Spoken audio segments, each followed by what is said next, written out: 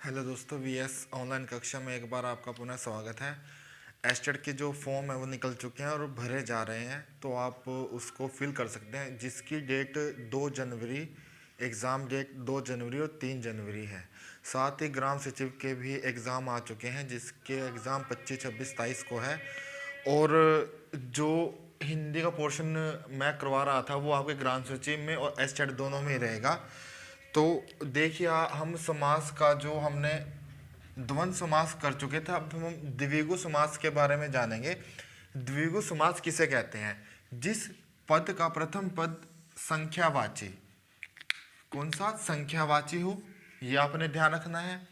99% एक जो जरूरी नहीं है, पर 99% संख्यावाची जो शब्द होंगे वो द्विगु समास में भी आएंगे। और जो इसके अपवाद हैं, वो अपवाद में मैं आपको बताऊंगा कि अपवाद कहाँ रहते हैं, किस तरह हमारे संख्यावाची और किस तरह बहुव्रीहि समास रहेगा। वो देखिए, जिसका प्रथम पद संख्यावाची और बाद वाला जो पद है वो संज्ञा हो, और समस्त पद जो है समूह का बोध करवाता हो। किसका? समूह का। ठीक है, जो समस्त पद है वो समूह का। समस्त पद मैंने आपको बताया, समाज की जो पूर्व की कक्षा है उसमें मैंने समस्त पद के बारे में आपको बताया कि क्या होता है। तो जो समस्त पद है वो समूह का बोध करवाए, सबसे पहली डेफिनेशन इसमें। दूसरा, प्रथम पद संख्यावाची और बाद वाला संज्ञा। ठीक है, और देखिए कैसे, जो अगर आपसे प्रश्न आ जाए कि द्विगु शब्द में, द्विगु शब्द में कौन सा समास है, तो कौन सा समास है? कौन सा समास है? द्विगु समास ही है। अब देखिए, जो द्वि है वो प्रथम पद है, तो ये संख्यावाची, गु संज्ञा। ठीक है, जो द्विगु समास में जो द्विगु शब्द है उसका जो द्वि है वो संख्या, और जो गु है वो संज्ञा को प्रस्तुत करता है। अब देखिए, द्विगु का अर्थ क्या होता है? दो गायों का समूह। ये मैंने जब इसके संबंध में कहानी सुनाई थी आपको, राजा भोज के समय की, उसमें द्विगु रपिचा। जो ये द्विगु है वो दो गायों का समूह है। अगर आपके पास आ जाए कि द्विगु समास में, द्विगु शब्द में कौन सा समास है, कौन सा? द्विगु। अब देखिए, इसके उदाहरण देखते हैं। जैसे सप्ताह, 7 आहनों का समूह। इसी तरह से चौराहा, ठीक है, चौराहा, 4 राहों का समूह, चवन्नी। इस तरह के जो शब्द हैं वो किसमें? द्विगु समास में रहेंगे। अब देखिए, जो प्रश्न आते हैं एस्टेट के अंदर और जो केवीएस है उसमें, और आपके ग्राम सचिव में रहेगा, प्रश्न कैसे बनाता है? अगर राम चतुर्भुज की पूजा करता है, अगर ये आए और अंडरलाइन कर दिया जाए, जैसे चतुर्भुज ये कर दे, इस चतुर्भुज में कौन सा समास है। हम क्या करते हैं, हम चतुर्भुज को देखते हैं, आगे और पीछे वाले शब्द नहीं देखते कि क्या कहा जा रहा है। उसी से आपको आपके प्रश्न का उत्तर मिलेगा कि कौन सा उत्तर होगा, कौन सा समास रहेगा। राम चतुर्भुज की क्या करता है? पूजा करता है। अगर ये आए तो ये बहुव्रीहि समास होगा। बहुव्रीहि, यहां व्रीहि नहीं होगा, शब्द शुद्धि में भी ध्यान रखना। वै नहीं आता, वै आता है। वै का होता है चावल, व्रीहि का अर्थ होता है चावल, बहुत चावल। ठीक है, चावल के अर्थ में भी रहता है ये। ठीक है, अगर प्रश्न इसी तरह चतुर्भुज को ही अंडरलाइन किया, वहां पे रेखांकित कर दिया और फिर पूछा जाए, लाइन बदल दी, राम चतुर्भुज बनाता है, तब यहां पर द्विगु समास होगा। कौन सा होगा? द्विगु समास होगा। समास समझ में आया? अगर राम चतुर्भुज की पूजा करता है तो बहुव्रीहि, अगर राम चतुर्भुज बनाता है तो क्या? द्विगु समास। तो आपने ध्यान रखना है।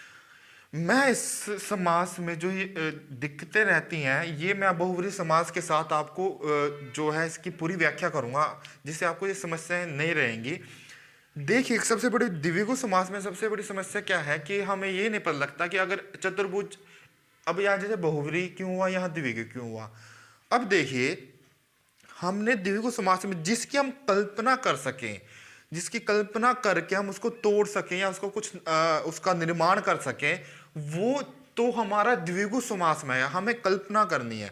परंतु अगर जिसकी कोई भी इमेजिनेशन नहीं हो रही, जो रूढ़ हो चुके हैं, जो रूढ़ हो चुके हैं, वो बहुव्रीहि में आएंगे। जैसे चतुर्भुज क्या है, पूजा किसकी की जाती है? चतुर्भुज विष्णु, विष्णु की पूजा कर रहे हैं, विष्णु की पूजा कर रहे हैं, तो वो बहुव्रीहि रूढ़ शब्द है, वो रूढ़ शब्द है। तो आपने योग रूढ़ शब्द है जो एक विशेष अर्थ को दिखा रहा है, ठीक है। पर यहां चतुर्भुज बनाता है, जैसे देखिए चतुर्भुज बनाया, ये जैसे ये बनाया, जैसे चौराहा लाया चतुर्भुज ने। हम अब हमने ये बनाया, हमने कल्पना की कि हम अगर इसको हम मिटा सकते हैं तो ये 3 होगा। जिसको हम नष्ट कर सकते हैं, जिसको हम उसको बदलाव कर सकते हैं, वो चीज क्या रहेगी? द्विगु में रहेगी। चतुर्भुज बना दिया, ठीक है, चौराहा बना दिया, उसको हम परिवर्तित कर सकते हैं। पर जो विष्णु की 4 भुजाएं हैं, हमने एक जो शुरू से योग रूढ़ शब्द हैं कि जो चतुर्भुज है विष्णु, ठीक है, उसके हम भुजाएं तो नहीं कर सकते, 3 भुजाएं कर दे, 2 भुजाएं कर दे, नहीं कर सकते ना। तो हमने यहां पर ये ध्यान रखना है कि ये बहुव्रीहि में। अब देखिए, अब एक प्रश्न आ जाता है कि राम या श्याम, राम नाम का चोला ओढ़े जा रहा है, तब क्या रहेगा? चोला तो एक पीताम्बर ओढ़े जा रहा है, ये आ जाए कि राम पीताम्बर ओढ़े जा रहा है, तो कपड़े को कर रहा है, तो उसमें क्या रहेगा? कर्मधारी है। परंतु अगर कहते हैं कि राम पीताम्बर की पूजा कर रहा है, तो पीताम्बर यहां पे क्या है? क्या है? विष्णु, या हम कृष्ण को उससे प्रस्तुत करते हैं, तो वो पूजा कर रहा है कि पीताम्बर, पीताम्बर किसे? कृष्ण। तो ये आपने ये सब ध्यान रखना है। अब देखिए बहुव्रीहि समास में क्या रहेगा। देखिए, जिस समास में समस्त पद दोनों जो पद हैं, समस्त पद के दोनों प्रथम पद और उत्तर पद अप्रधान हो, ठीक है, अप्रधान हो, और अन्य की प्रधानता हो, किसी अन्य शब्द की प्रधानता हो, जिसमें ना तो प्रथम पद प्रधान हो ना द्वितीय पद प्रधान हो, तो वहां कहूंगा बहुव्रीहि। बहुव्रीहि शब्द में कौन सा समास है? द्विगु समास है। तो अब देखिए बहुव्रीहि समास में क्या रहेगा? जो पर्यायवाची शब्द, लगभग पर्यायवाची शब्द किसमें आते हैं? बहुव्रीहि समास में, ये भी ध्यान रखना। दूसरा, जो योग रूढ़ शब्द है, मैंने अभी बताया आपको, योग रूढ़ 3 तरह के शब्द होते हैं, जैसे रूढ़ शब्द, ठीक है, रूढ़, दूसरा यौगिक, और तीसरा योग रूढ़।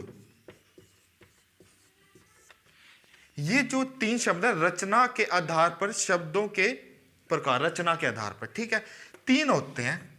ये जो परंपरा से रूढ़, जो परंपरा से चलते आ रहे हैं, ठीक है, जैसे पानी, पानी को हम पानी कहते हैं, जैसे तालाब, तालाब को तालाब कहते हैं। यौगिक शब्द, ठीक है, जो 2 या 2 से अधिक शब्दों के मेल से बनते हैं, उन्हें यौगिक शब्द कहते हैं। और योग रूढ़, जो यौगिक और रूढ़ से मिलकर बनते हैं। जैसे रूढ़ क्या होते हैं? जो निश्चित हो चुके हैं, निश्चित अर्थ को देते हैं। जैसे दशानन, 10 है आनंद, जिसके दशानन जो है रावण के लिए होता है, और किसी के लिए तो नहीं होता ना, रावण के लिए रूढ़ हो चुका है, तो हमें लंबोदर जैसे गणेश के लिए होगा। तो आपने यह रखना, बहुव्रीहि समास में योग रूढ़ शब्द आते हैं, पर्यायवाची आते हैं, और देखिए जो स और सह उपसर्ग हैं उस वाले भी अगर आपके प्रश्न में आ जाए, क्योंकि इस तरह के प्रश्न बनते हैं। जैसे हम किसी को शादी का या किसी और फंक्शन का इनविटेशन देने जाते हैं, तो क्या रहता है? तो हम वहां लिखते हैं ना, सापरिवार, सापरिवार, साकुशल, ठीक है। इस तरह के जो शाह वाले शब्द हैं, जो उपसर्ग वाले शब्द हैं, वो भी किस में आएंगे? किस में आएंगे?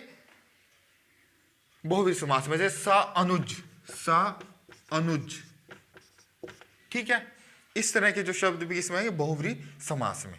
ये अब जो पुस्तक विशेष के संबंध में बहुव्रीहि समास और द्विगु समास में क्या अंतर है? जैसे अष्टाध्यायी, अब देखिए यहाँ पे अष्टाध्यायी जो है व्याकरण है, ठीक है, और एक विशेष पुस्तक के रूप में इसको जाना जाता है। ये जो है रूढ़ हो चुकी है। और जैसे पंचतंत्र जो विष्णु शर्मा द्वारा रचित है, हर किसी बुक को हम पंचतंत्र नहीं कहते। सत साई बिहारी वाली बुक जो जिसमें 702 हैं, सत साई, तो पुस्तक विशेष के संबंध में अब यहाँ पे नियम जैसे संख्यावाची है, संख्यावाची, परंतु क्या कहा जा रहा है, ये जो सतसाई है, जब सतसाई हम शब्द के उच्चारण करते हैं, हम पंचतंत्र का उच्चारण करते हैं, तो क्या रहता है देखिए, तो हमारे ध्यान में आता है कि विष्णु शर्मा की विशेष पुस्तक, अष्टदाई विशेष पुस्तक, सतसाई बिहारी की, तो हमारा ध्यान उस तरफ जाता है। इसी तरह अगला देखिए स्थान विशेष के संबंध में, अगर प्रश्न आए मोहन पंजाब जाता है, अगर मोहन पंजाब जाता है, पंजाब इसमें क्या 5 आ रहा है, तो ये तो द्विगु होना चाहिए, पर अगर मोहन पंजाब जाता है तो जो पंजाब है वो स्थानवाचक है, और स्थानवाचक होते ही ये बहुव्रीहि बन जाएगा। अगर सिंपल पंजाब आ जाए तो 5 आबों का समूह, तब ये क्या बन जाएगा, द्विगु, द्विगु समास। आब नदियां, 5 नदियों का समूह। इसी तरह छत्तीसगढ़, अगर कहा जाता है श्याम छत्तीसगढ़ जाता है तो स्थानवाचक बन गया, या फिर छत्तीसगढ़ों का समूह, तब ये बन जाएगा द्विगु। पंचवटी, पंचवटी अगर ये आता है कि पंचवटी सिंपल आ जाए 5 पेड़ों का समूह, ठीक है, तो द्विगु रहेगा। पर राम पंचवटी गए, तब ये पंचवटी क्या बन गई, स्थानवाचक, तो अब ये बन जाएगा बहुव्रीहि समास। इसी तरह जी अर्थ विशेष, जैसे त्रिफला होता है, 3 फलों का समूह होता है जैसे वो, तो उसमें 3 फल होते हैं, आंवला, हरड़, बेहड़ा, तो ये 3 होते हैं, ये भी रूढ़ होता है, उसमें हर ये तो है नहीं है कि आम सेब केला मिला के उसको 3 फलों का समूह, नहीं, वो नियम बना हुआ, तब वो बहुव्रीहि रहेगा। परंतु अगर किसी और अर्थ में आता तो द्विगु।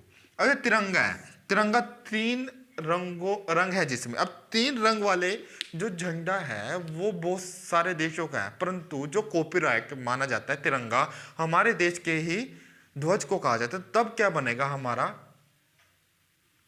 बहुव्रीहि समास। तो प्रश्न क्या पूछा गया है उसकी प्रकृति के आधार पर हमने आंसर लगाना है। अब हम मिलते हैं अगली कक्षा में, धन्यवाद।